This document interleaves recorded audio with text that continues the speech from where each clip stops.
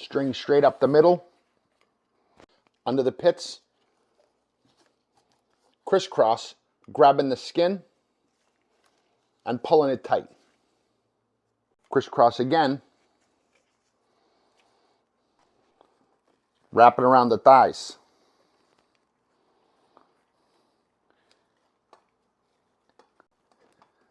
And see it sit up pretty?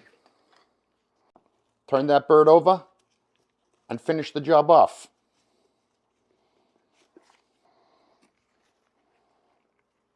Look at how pretty that sits. A heavy pan with high sides and an onion cut in half to prop up that bird. The chicken is fucking moist, full of flavor, and then you got that crispy skin on top. Mind-boggling.